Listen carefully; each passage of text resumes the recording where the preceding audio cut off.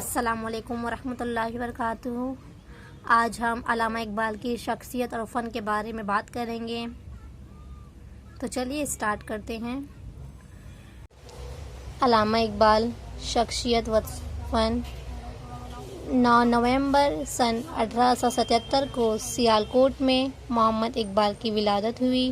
ان کے والد کا نام شیخ نور محمد اور ماں کا نام امام بی بی تھا۔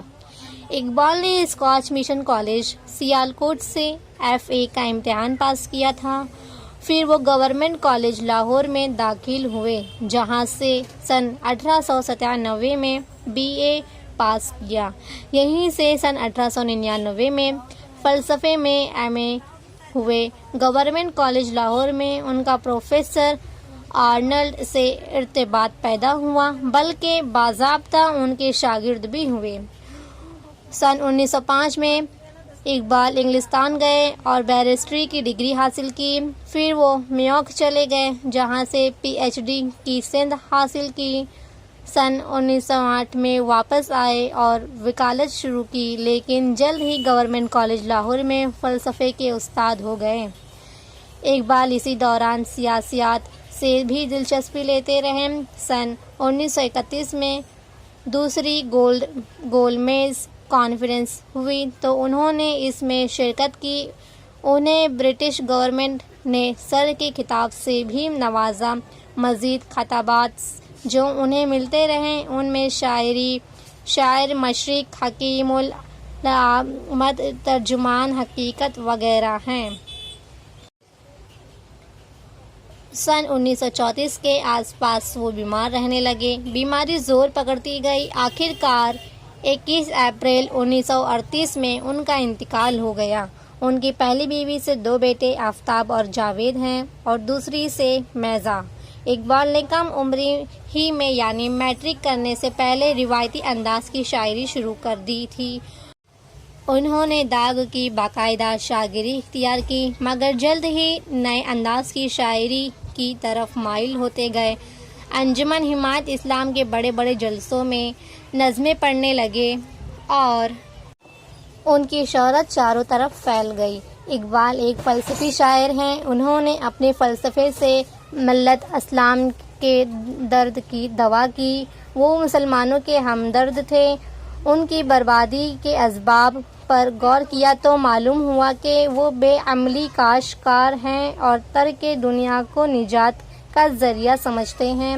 یہ تعلیم انہیں فلسفہ وحدت الوجود نے دی تھی۔ اقبال نے اس کا ازالہ کرانے کے لیے خود ہی کا فلسفہ پیش کیا۔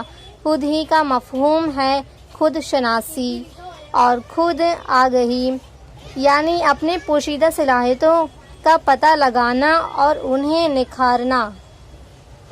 اقبال شاعری کو سیاسی، سماجی، معاشرتی، تعلیمی اور اخلاقی تصورات کی تبلیغ و اشاعت کا اعلیٰ کار سمجھتے تھے۔ وہ مشکل سے مشکل فکری مباحث کو شاعری پیکر میں بڑی خوبی سے ڈھالنے کے نہ صرف اہل تھے، بلکہ اسے اس طرح سر انجام دیتے ہیں کہ اس فن میں ان کا کوئی ثانی نہیں۔ وہ اپنے پیغام کو کسی اہم ہستی کے زبان سے ادا کر کے زیادہ پرتا تاثیر بنا دیتے ہیں۔ کہیں خضر کی زبان استعمال کرتے ہیں تو کہیں جبریل کی، کہیں لینن کی تو کہیں سر سید کی۔ اس کے علاوہ مصوری یا پیکر تراشی بھی ان کی نہایت پسندیدہ تدبیر ہے۔ ان کا سارا کلام خوبصورت تصویر کی آرٹ گیلری ہے۔ منظر کشی، پیکر تراشی میں استعارہ و تشبیہ سے بہت مدد ملتی ہے اور اقبال کو ان دونوں کے استعمال کا بہت سلیقہ ہے۔ اچھے شاعر کے لیے نغمگی ضروری ہے۔ اقبال کی تقریباً سبھی کلام میں ترنم گنگناتا ہے۔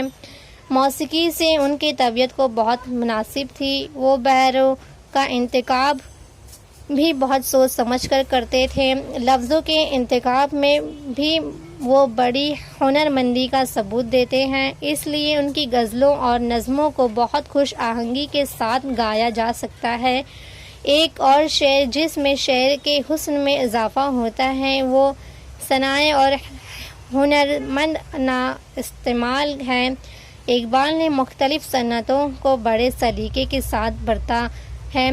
ان میں سب سے زیادہ استعمال انہوں نے صنعت تعلیمی کا کیا ہے۔